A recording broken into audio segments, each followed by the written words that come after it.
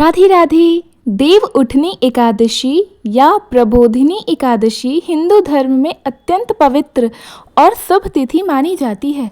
यह वह दिन है जब स्वयं भगवान श्री विष्णु 4 महीने की योग निद्रा से जागते हैं और ब्रह्मांड में पुनः धर्म, कर्म और शुभ कार्यों का आरंभ होता है।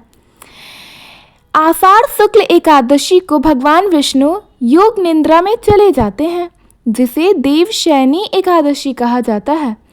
उस दिन से लेकर 4 महीनों तक, जिन्हें चातुर्मास कहा जाता है, देवता, ऋषि और ब्रह्मांडीय शक्तियां विश्राम की अवस्था में रहती हैं।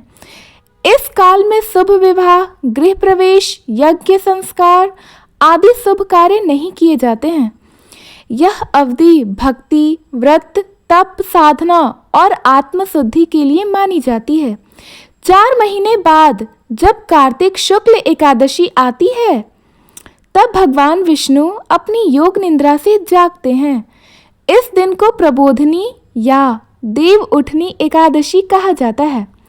पुराणों में वर्णित है कि उस दिन ब्रह्मांड में दिव्य प्रकाश फैल गया था। देवताओं ने गंधर्वों के गीत गाए थे, अप्सराएं नृत्य करने लग गई थी और ब्रह्मलोक से अमृत की वर्षा हुई।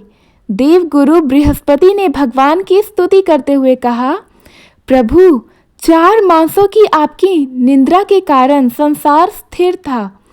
अब आपके जागने से सृष्टि फिर से गतिमान होगी, धर्म और कर्म पुनः प्रारंभ होंगे।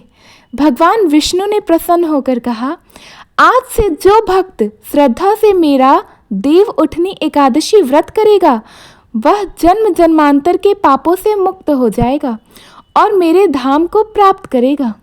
देव उठनी एकादशी का सबसे सुंदर और पवित्र प्रसंग है तुलसी विवाह से।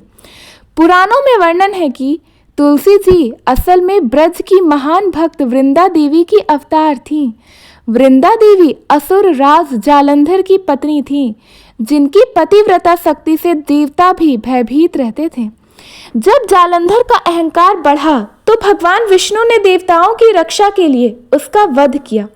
परंतु वृंदा देवी को जब यह ज्ञात हुआ कि उनके पति का वध विष्णु जी के छल से हुआ है, तो उन्होंने भगवान विष्णु को श्राप दिया था, हे भगवान विष्णु, आपने मेरे पति के साथ छल किया, इसलिए आप भी पत्थर के रूप में पृथ्वी पर पूजे जाओगे।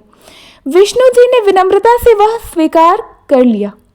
हे वृंदा, तुम्हारा यह शरीर अब तुलसी के रूप में पृथ्वी पर जन्म लेगा और कार्तिक शुक्ल एकादशी को मेरा शालिग्राम स्वरूप तुमसे विवाह करेगा। उस दिन से तुम्हें देवी का स्वरूप मानकर पूजने की परंपरा शुरू होगी।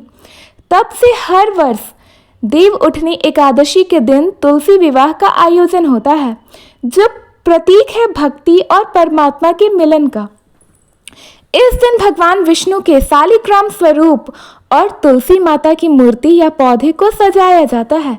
मंदिर या घर में विवाह का मंडप बनाया जाता है। तुलसी को चुनरी पहनाई जाती है, शालिग्राम को पीताम्बर, फिर विधिवत पंडित द्वारा विवाह संस्कार कराया जाता है, जैसे कन्यादान, फेरे, आरती, पुष्प वर्षा आदि। भक्त इस अवसर पर कहते हैं, जय तुलसी माता, जय श्री नारायण। तुम्हारा यह दिव्य मिलन संसार में प्रेम, धर्म और समर्पण का प्रतीक बने। देव उठनी एकादशी की पूजा विधि इस प्रकार है कि प्रातः स्नान के बाद संकल्प लेना चाहिए, मैं भगवान श्री हरि के जागरण की एकादशी का व्रत कर रही हूँ या कर रहा हूँ, जिससे मुझे मोक्ष और पापों से मुक्ति मिल जाए। इस दिन उपवास करना अत्यंत फलदायी माना जाता है। जो उपवास न कर सके वह फलाहार ले सकते हैं। भगवान विष्णु की पूजा करना चाहिए, जैसे शंख, चक्र, गदा, पद्म धारण करने वाले विष्णु भगवान की प्रतिमा या चित्र के सामने दीपक जलाकर आरती करें। ओम नमो नारायणाय मंत्र का जाप करें। शालिग्राम और तुलसी जी की पूजा, तुलसी जी को जल चढ़ाएं, दीपक जलाएं और तुलसी विवाह का आयोजन करें।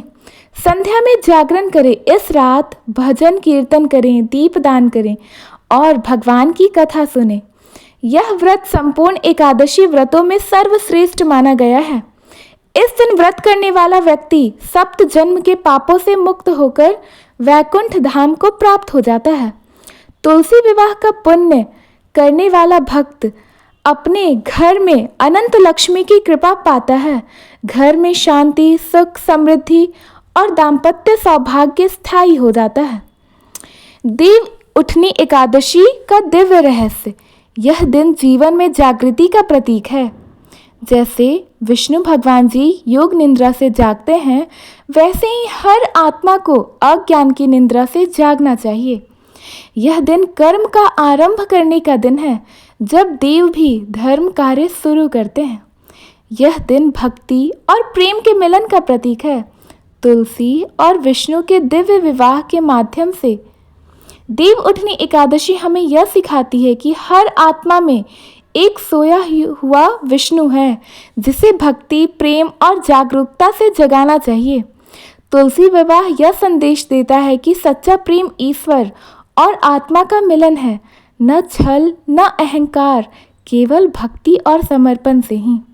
धन्यवाद। अगर आपको देव उठनी एकादशी की ये कथा अच्छी लगी तो प्लीज़ हमारे वीडियो को लाइक करें, अपने फ्रेंड्स फैमिलीज़ के पास शेयर करें और नए हैं तो हमारे चैनल को सब्सक्राइब करना ना भूलें।